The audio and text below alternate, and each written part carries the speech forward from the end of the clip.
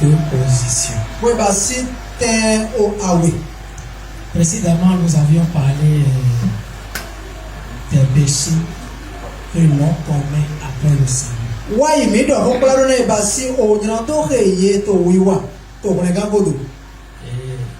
on a dit que compte tenu de la position qu'occupe l'enfant de Dieu,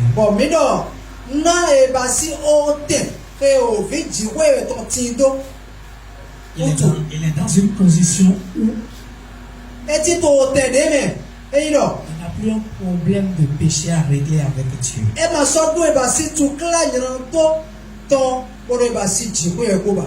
Amen. Amen. Dieu qui précédemment était son juge est devenu son père. Donc tout ce qui se passe après le salut se règle entre le père et son fils, mais pas entre le juge et le condamné.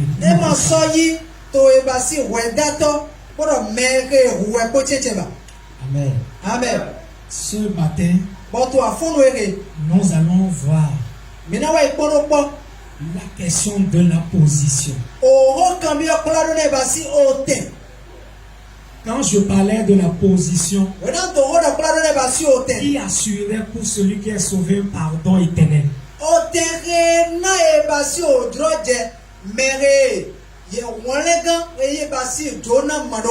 Et je me demandais si véritablement vous avez compris.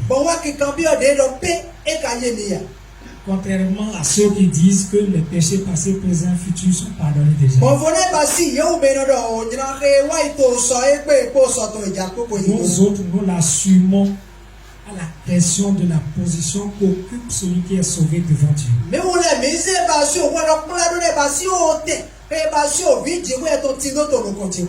Amen.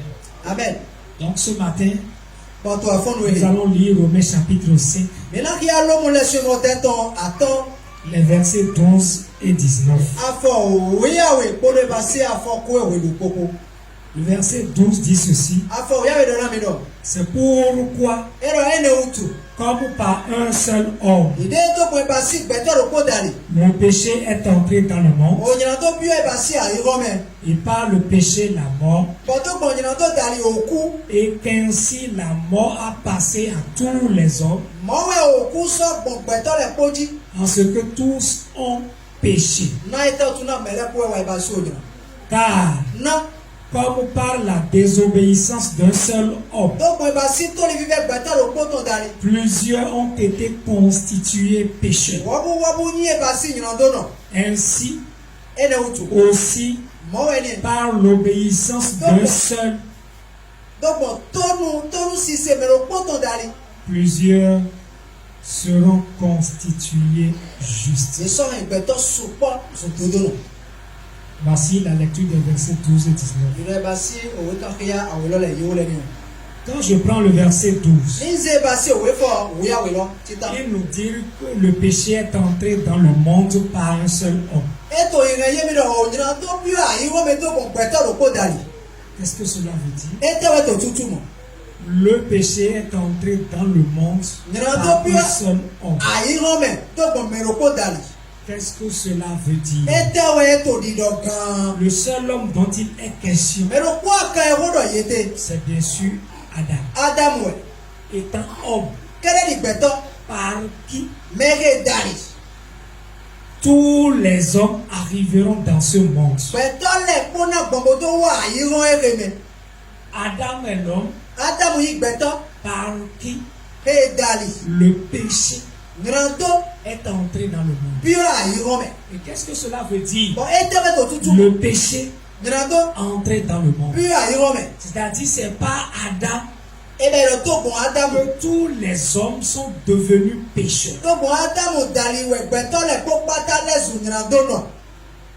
Et le péché habite chaque homme. Et c'est là ce que Paul est en train de nous expliquer ici. Si tous les hommes naissent pécheurs, avec la nature du péché, c'est parce que c'est pas Adam que tous les hommes sont constitués pécheurs. Mais ce n'est pas fini. Il dit par le péché, la mort. Le péché a engendré la mort. Et il n'a pas fini. Et ainsi, la mort a passé à tous les hommes. En ce sens que tous ont péché. Si nous prenons la deuxième partie, il dit par le péché, la mort est entrée dans le monde. Ça veut dire que si des gens meurent, s'ils doivent mourir, c'est parce qu'ils naissent pécheurs. Et ce n'est pas fini. Il dit ainsi la mort a passé à tous les hommes. Pourquoi chaque humain devrait mourir? Parce que chaque humain, après sa venue dans ce monde, lui aussi il pêche. Et il mérite également la mort. Amen. Amen. Le verset 19 dit ceci. Il dit car c'est pas la désobéissance d'un seul homme. Plusieurs ont été constitués pécheurs. Ainsi aussi, par l'obéissance d'un seul, plusieurs seront constitués justes. Si nous prenons les deux versets, on va voir que le second complète le premier. Le premier nous dit que c'est pas Adam que les hommes naissent pécheurs. C'est ce qu'il veut dire par le péché est entré dans le monde. C'est à cause de la faute d'Adam que des hommes naissent avec comme héritage le péché en eux. On est d'accord. Et par le péché, la mort. Maintenant, lorsque je descends, je lis dans le verset 19, il dit, car comme par la désobéissance d'un seul homme, plusieurs ont été constitués pécheurs. Et aussi par l'obéissance d'un seul, plusieurs seront constitués justes. Vous voyez, il y a deux types de personnes là. Deux types de familles. Deux types de positions. Nous avons ceux qui naissent par Adam. Ils naissent avec la nature du péché. Nous voyons de l'autre côté ceux qui renaissent par Jésus-Christ. Ils naissent avec une autre nature. Ils naissent avec la justice de Christ. Donc là, nous avons deux familles, deux chefs de famille. Et deux liés également. Deux chefs de famille, à savoir Adam et Jésus-Christ. Deux familles, celle de Adam et celle de Jésus-Christ. Nous avons deux lignées, celle de Adam et celle de Jésus-Christ. Amen. Amen. Amen. Amen. Amen. Amen. Ce que je dis, on peut rapidement le consulter dans 1 Corinthiens chapitre 15.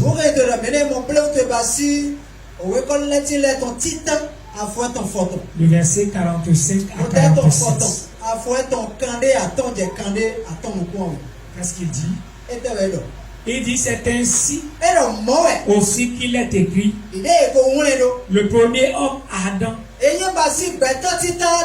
devint une âme vivante. Le dernier Adam, un esprit vivifiant. Mais ce qui est spirituel n'est pas le premier, mais ce qui est animal. Ensuite, ce qui est spirituel. Ensuite, ce qui est spirituel. Le premier homme est tiré de la terre pour le ciel. Le second homme est venu du ciel. Amen. Voilà, verset 47. Vous voyez, le premier vient de la terre. Le second vient du ciel. Deux familles, deux positions. Amen. Amen. On va commencer par le premier chef de famille. Nous lisons ici que c'est par la faute de Adam que tous les hommes naissent pécheurs. Pourquoi? C'est la faute que Adam a commise. C'est ce qui a touché le patrimoine génétique de chaque être humain. C'est ce qui a rendu les hommes malades.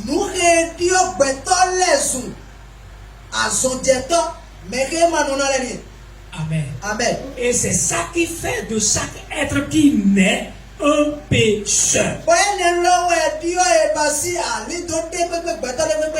Et depuis que Adam a péché, tous les hommes naissent pécheurs. Il y a deux choses qu'il faut savoir à propos à propos du fait d'être pécheur. Quand quelqu'un naît pécheur, deux réalités latentes. Premièrement, il est condamné à mourir physiquement.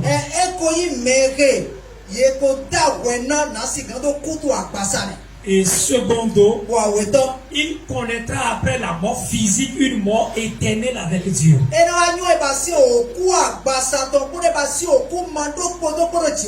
Donc le fait d'être né pécheur, c'est-à-dire le fait de venir du premier Adam, le fait d'être de la lignée de Adam, fait déjà de quelqu'un un pécheur devant Dieu. Et parce qu'il est pécheur, il a non seulement pour héritage la mort physique, mais aussi la mort éternelle. Amen. Amen. Donc tous ceux-là qui naissent pas Adam, un jour ils connaîtront la mort physique.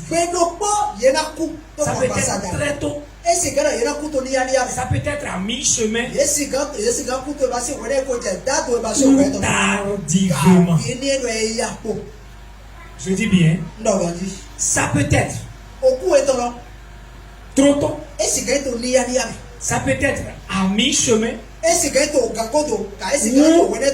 tardivement, c'est-à-dire lorsqu'ils sont peut-être rassasiés de jour.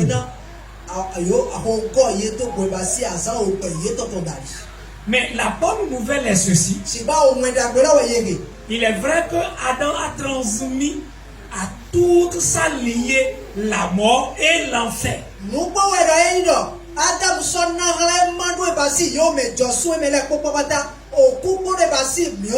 Comme héritage.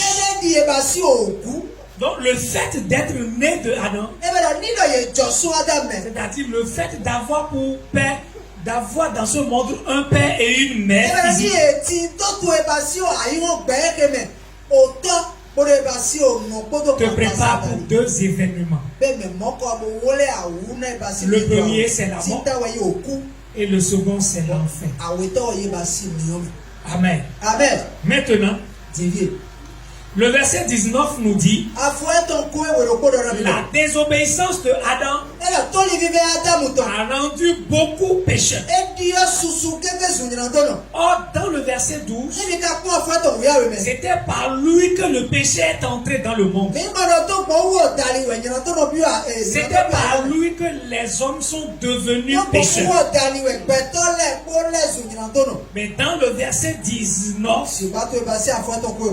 on voit que toujours dans ce monde, il y a deux familles maintenant. Il y a celle qui est la famille constituée des pécheurs et celle qui est constituée des justes. La famille qui est constituée des pécheurs est celle qui se retrouve toujours dans la lignée de Adam. La famille qui est constituée de justes est celle qui est composée de ceux-là qui autrefois ont pris conscience de leur état devant Dieu. Ils ont réalisé qu'ils ne peuvent pratiquement rien. Absolument rien pour se sauver. Est-ce que vous me comprenez? Ils ont pris conscience qu'ils ne peuvent absolument rien pour se sauver. Alors ils se tournent vers la justice que Dieu donne gratuitement à Christ. Ils s'identifient alors par la foi à cette personne en qui ne se trouve pas ce patrimoine génétique. C'est-à-dire, cette personne-là qui n'est pas née avec le péché. Cette personne-là qui est juste et qui a vécu une vie juste. Donc quand il s'identifie à cette personne, c'est la personne de Jésus. Elle possède par la foi la justice de cette personne-là. Donc comme ça, elle fait partie dorénavant de la famille des justes. Et a pour conséquence la vie éternelle. Alors que ceux qui viennent de Adam, ils naissent avec le péché et ils doivent mourir et rester éternellement loin de Dieu. Mais par contre, ceux qui se sont identifiés à Christ, ils naissent de nouveau avec la vie de Christ, avec sa justice, et pour conséquence, la vie éternelle. Voilà les deux familles que nous avons aujourd'hui. Les deux positions également. Donc pour résumer ce qui est dit, quand quelqu'un est vu par Dieu dans Adam, Dieu le voit en tant que pécheur. Et en tant que pécheur, il mérite non seulement la mort physique, mais il mérite également la mort éthique. Mais si quelqu'un a été mis au bénéfice de ce que Jésus a fait, il renaît. Il devient enfant de Dieu. Il devient participant de la nature divine. Il ne fait plus partie de la première lignée, c'est-à-dire celle de Adam. En un mot, il n'est plus pécheur. Donc parce qu'il n'est plus pécheur, il connaîtra la mort physique certes. Mais pour lui, la mort physique lui ouvre la porte de l'entrée dans l'éternité.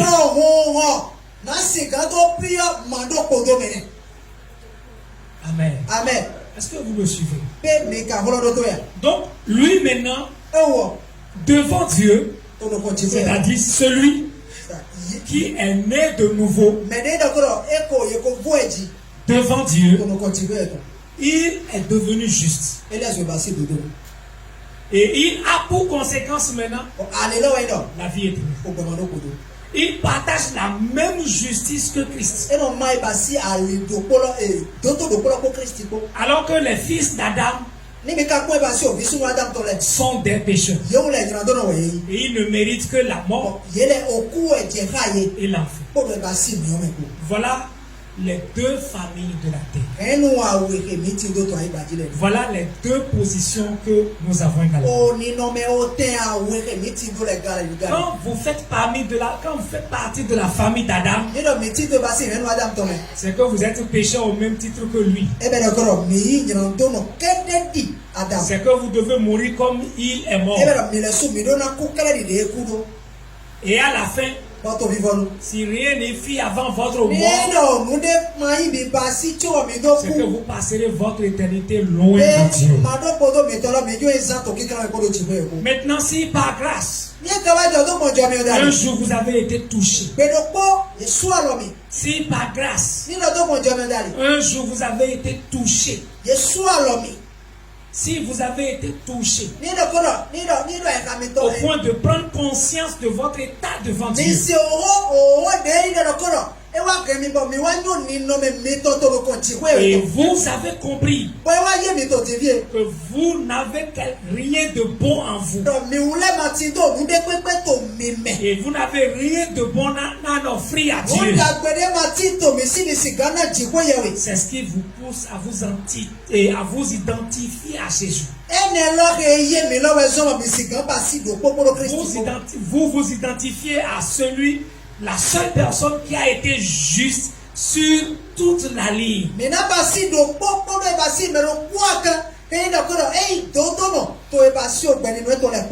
en lui, et par lui, Dieu vous donne sa justice. Et cela fait de vous des justes. Amen. Amen. Est-ce que quelqu'un a compris? Maintenant, quelle réalité cela devait pousser dans celui qui a saisi qu'il est passé de la première famille à la seconde famille?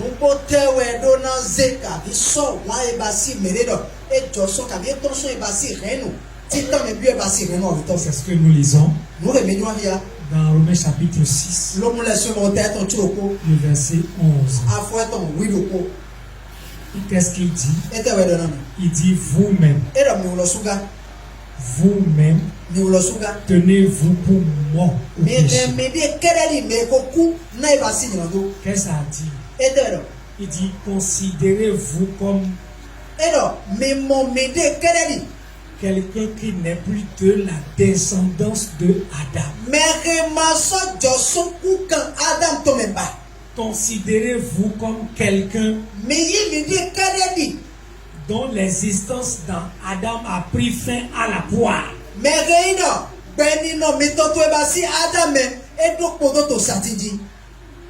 Et qu'est-ce qu'il dit enfin?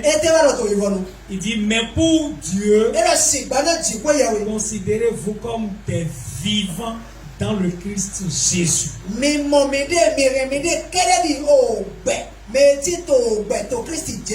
Vous voyez les deux là. Il dit par rapport à celui que vous étiez chaque jour, devant chaque situation, considérez-vous comme étant mort à la personne que vous étiez. Considérez-vous mort par rapport à la personne que vous étiez. Bon, fona baby ko idai. Non, par rapport. Pladona, merci.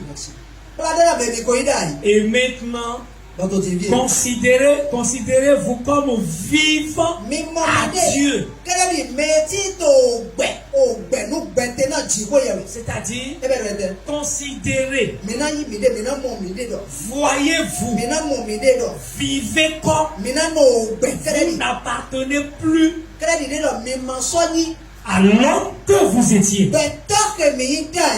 Mais considérez-vous comme celui que vous êtes devenu en Christ. C'est-à-dire vivant. Si le Seigneur vous appelle à, vous devez réagir. Mais si la personne que vous étiez à Adam vous appelle à, vous devez vous tenir pour mort. Voilà les deux réalités. Nous devons saisir que vous devez saisir par rapport aux deux familles et aux deux positions. En principe, dans la vie active aujourd'hui, quand quelqu'un dit qu'il est pécheur, c'est qu'il se considère toujours en Adam. Et quand quelqu'un dit qu'il est juste, c'est qu'il s'identifie à Christ.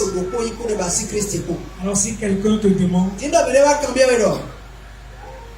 es-tu en Adam ou en Christ? Si tu dis en Adam, c'est sûr que tu es pécheur. Tu mérites non seulement la mort physique, mais aussi la mort éternelle. Mais lorsque tu as compris ce que Jésus a fait et tu t'identifies à ce qu'il a fait, tu le confesseras chaque jour que tu es en Christ. Et parce que tu es en Christ, Dieu ne te voit plus comme tu étais en Adam. Mais il te voit comme il voit Christ. Christ, il est juste. Juste parce qu'il n'est pas né avec nous. 1 Jean 3, 5.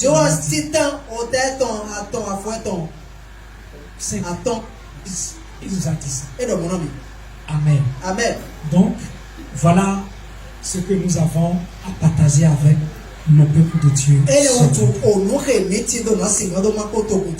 Pour finir, je voudrais t'appeler, toi qui t'es identifié à ce que Jésus a fait. Il va falloir que tu commences par te voir non seulement comme quelqu'un qui n'existe plus étant à Adam,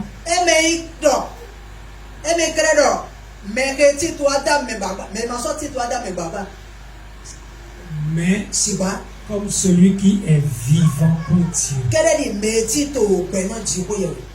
Voyez les deux choses. Lorsque vous vous considérez toujours comme vivant en Adam, c'est quand la nature que nous avions en Adam vous pousse à commettre des actes pécheurs. Et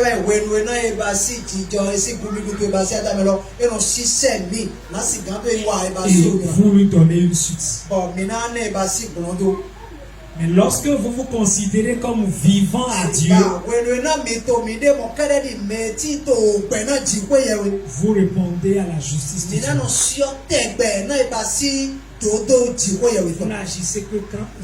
Vous n'agissez que quand la parole de Dieu vous y autorise.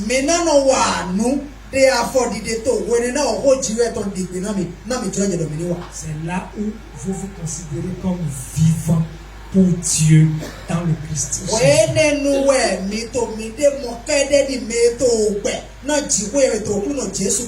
Un message pour ceux qui sont sauvés. Vous devez savoir, vous devez le garder, que nous sommes morts quant à celui que nous étions à l'avant. Nous ne sommes plus obligés de répondre aux sollicitations de notre chair. Quand la chair nous appelle à réagir, à faire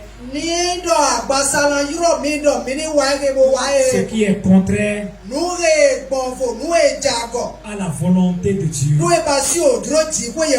nous devons nous considérer comme morts. Mais quand Dieu, à travers son esprit, ou sa parole, nous appelle à, nous devons nous considérer comme vivants. Nous devons nous tenir prêts à agir. Voilà pourquoi 1 Jean 3, 9 pouvait dire, il dit celui qui est né de Dieu, celui qui possède la semence de Dieu, ne peut pratiquer le péché. Il ne peut pécher. Parce que la semence de Dieu est en lui. Donc quand c'est Dieu qui nous le demande, et nous réagissons, ça ne peut jamais être le péché.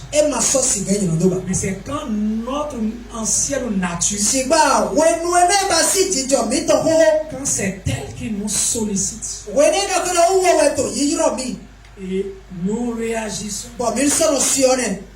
là nous sommes en train de répondre à celui que nous étions, qui déjà a pris fin à la vie. Amen. C'est là où je voulais m'arrêter ce matin. Parce que tout à l'heure, nos enfants doivent revenir. Et on ne voudrait pas fatiguer tout le monde. On continue avec le temps. Merci à tous ceux qui nous ont écoutés ce matin.